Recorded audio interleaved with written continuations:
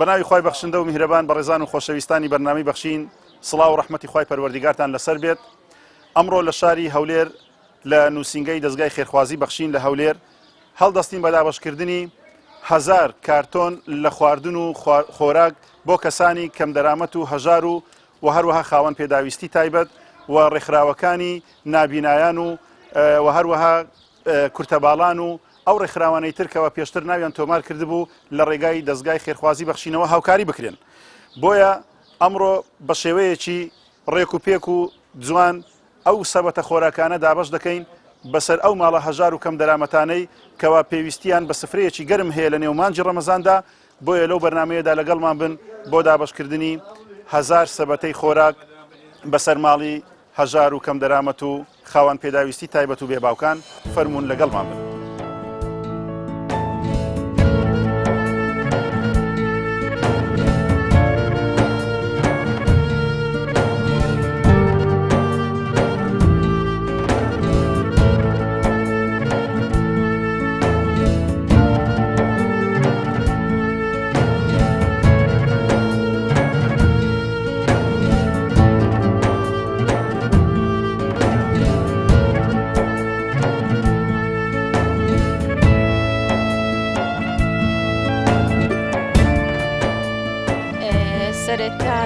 زۆر سوپاستان دەکەین، خوا خێرتان بنووسێ کە بە هانای هەژارانەوە هاتوین، دەستان خۆش بێ، بەڕاستی شتێکی زۆر باشتان کرد، خوا پاداشتی خێرتان بداتەوە. بەبوونی ئەو کەرانتینە و نەخۆشیە و بەڕاستی خەڵکی زۆر یعنی لە وەزعێکی خراپدایە، دەستان خۆش بێ، بەڕاستی شتێکی زۆر باشتان کردووە کە بە هانای ئەو هەژارانەوە هاتوون، چاویان لە دەستی هەموو خێرخوازانە و زۆر سوپاستان دەکەم.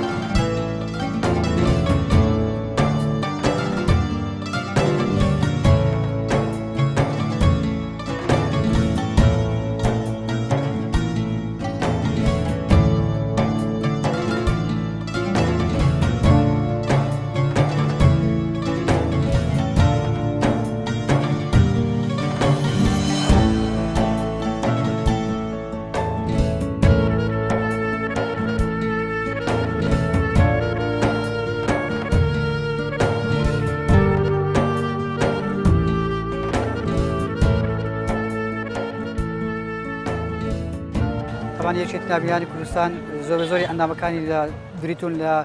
نابینا و کەمبینا و زۆری لە چینی هەژار و فەقیر و دەستکورد و باری گوێزەرێنە ناهەموارە. لۆیە بەڕاستی پێویستە لەسەر دەستگا خێرخوازەکان کەسە خێرخوازەکان هاوکاری ئێمەی ئەندامەکانمان بکە، نابینایەکانمان بکە لەو ڕێکخراوە. واروها زۆر سوپاسی دەستگای بەخشین دەکەم کە هەمیشە ئێمە لەبیر بووە، هەمیشە هاوکاری نابینایەکانیان کردیە بۆ تایبەتی لە مانگەکانی ڕەمەزان و لە باردۆخ ناخۆشەکانی کوردستان. دەستخۆشیان دەکەین، خوا خێران بنووسی، ئێمە لەبیر نەکردەوە زۆر بە دروستۆزی بە پیر داواکارەکانی ئێمە و دێن. دەستخۆشیان دەکەین کەسی دروستۆزن، کەسی خێرخوازن.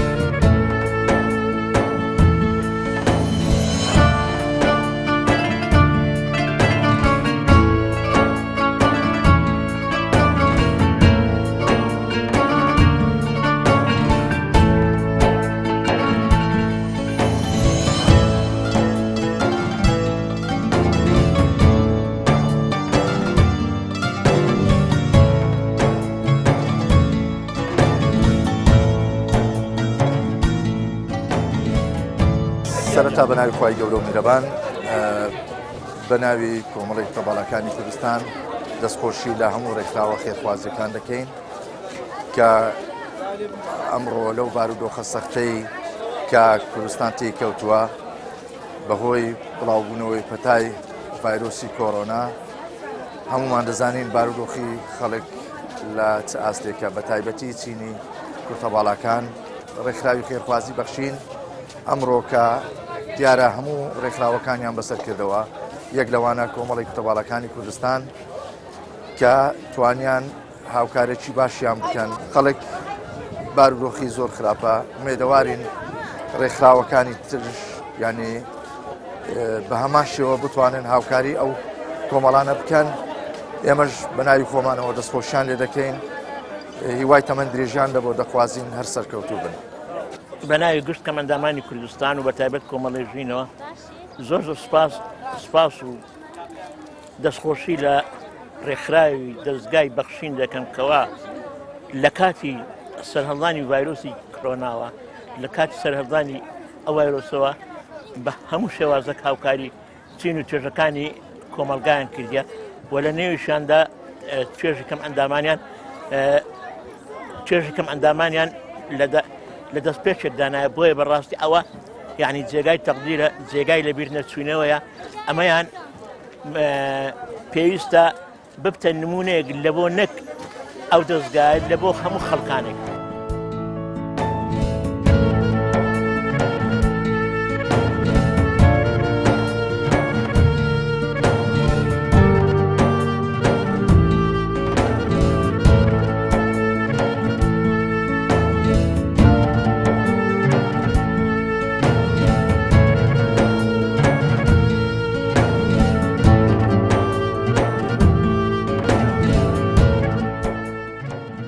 ئەوانە بڕوا بکەن هەر هیچیان نییە ئەوە زندی بوونەوە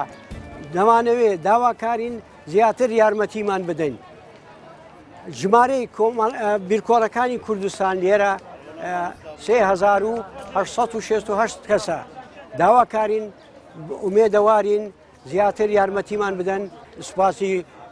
دەستگای خێرخوازی بەخشی کۆمەڵی ئیسلامی دەکەین هەتای سوپاس دەکەین ئەو عالەمە دەست بەرزەکە لە بۆ خودایی کە تەمەن و درێژبی ئێمە وەکو کۆمەڵی کەڕولاڵان بە ناوی سەرجەم ئەندامانی کۆمەڵەکەمان کۆمەڵی کەڕولاڵانی کوردستان بارگای گشتی هەولێر زۆر سوپاسی دەستگای بەخشین دەکەین کە ئەمڕۆ لە ڕۆژێکی وادا کە زۆر زەرور و پێویست بوو بۆ سەرجەم نابستانی و سەرجەم ئەندامانی گشتی و هەموو شەریعەکانی خاوەن پێداویستی بەگشتی بڵین زۆر سوپاسیان دەکەم و دەستخۆشیان لێ دەکەم و هیوادارم نمونەیان زۆر بێت بەڕاستی بژێوی ژیانیان زۆر نالەبارە هەتا بڵێ ژیانێکی زۆر سەخت بەڕێ دەکەن بەڕاستی زۆربەیان یعنی پێداویستی زۆر بەسیتە کە ناتوانن لە ڕۆژگارێکی وەکو ئەمڕۆدا پێداویستەکانیان دابین بکەن. بەخشین کۆمەڵی بیرکۆڵەکانی کوردستان لە ساڵی 2023 دامەزرایە ئەندامەکانمان چار چەشی تێدایە بیرکۆڵەکان شەلە دەماغ شیزۆفرینیا لەگەر مەنگۆڵ داونەکان ئەوانە معاناتیان زۆرە دەرمانیان دەوێت حەفازەیان دەوێت پارەیان دەوێت لۆ سەرفکردنیدا و دەرمان وشتیوە و ئێستا وەزعی کۆڕۆنە ئەو نەخۆشیە و بارە گرژەی کە هاتە کوردستان وەی لێ کردیە کە حکوومەت هیچ ئاگای لەمە نەبی یعنی حکوومەت بە هەموو گەورە و توانای خۆیەوە 130 کارتۆن ئەزاقی دایتە من کە نسبەتی من ڕێژەی من و ئەندامانی من 3666 کەسە خێری خێرخوازان برە پارە و زەکات وە ئەرزاقیش کە بۆ مایە خۆشحالی ئەو کەم ئەندامانە و خێزانەکانیان ئەوانەی مەکەم ئەندامی مێشکن نەتوانێت ئیشکردنیان نەتوانێت کارکردنیان هەیە هیچ پێداویستی زۆریان هەیە و هیوادارین حکوومەتیش زیاتر چاویان پێ بەخشێنی ببیتە مایەی خۆشگوزەرانی و حالی ئەو کەم ئەندامەنە.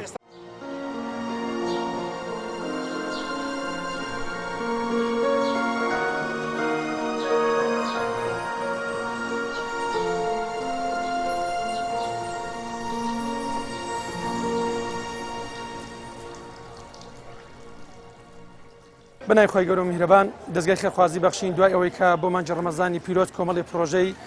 ڕاگەیان بۆ ئەوەی خزمەت بە تاوای چین و تۆژەکان بکات لە هەرێمی کوردستان ئێمە وەکو نووسینگەی هەولێر ئەمڕۆ کە لە 20مین ڕۆژی مانجی ڕەمەزانی پیرۆزدان کە 1000 کارتۆن خۆراکمان ئامادە کردووە دابەشی دەکەین بە سەر چینی کەمەندامان و هەروەها ئەو کەسانی کە هەژار بوون. دیارێمە بە دوو قۆناغ ئەمڕۆ هەستان بە دابشکردنی ئەم 1000 کارتۆنە کە بەشێکیان لە بارەکانی نووسینگەی هەولێر بوو کە 600 لەو خەڵکە هەژار و نەدارێکە ناوی تۆمەر کرابوو ئێمە خۆراکمان بەسەردا دابشکردن و هەروە ئەمڕۆ کەژێمە سەردانی کۆمەڵەی کەمەندامانمان کرد لە شاری هەولێر کە نزگەی 5 ڕێکخراو لەلای ئێمە لیستیان بۆ ئێمە ئامادە کرد کە بڕی 400 سەبەتە خۆراکمان بۆ دابین کردوون و لە ئێستادا ئێمەوە خەریکی دابشکردنی ئەو 400 سەبەتەین و لێرەشەوە بەڕاستی سوپاسی تەواوی خێرخوازان دەکەم کە ئەو پرۆژانەی دەستگای بەخشین بە درێژایی ساڵ واروها لە مانجی ڕەمەزانی پیرۆز بەردەوام هاوکارمانن بۆ ئێمە بەڕاستی ئەو پرۆژانە جێبەجێ بکەین و هەر ڕۆژەی سەدان کەس دڵخۆش بکەین هەر ڕۆژەی سەدان کەس هاوکاری مادی بکەین یاخود هاوکاری خۆراکی پێ بکەین بۆیە لێرەوە ئێمە دووبارە سوپاسی خێرخوازان دەکەین.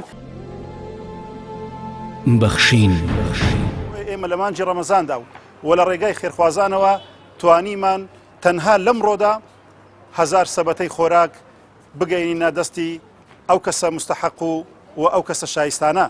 تا لە بەرنامەیەکی تر بە ئێوەی بەڕێز و خۆشەویست و لە پرۆژەیەکی تر پێتان دەگەینەوە بەخوای پەروەردیگارتان دەسپێرین وەسەلام عەلەیکوم وەڕەحمەتوڵڵاهی وبەڕەکاتوه.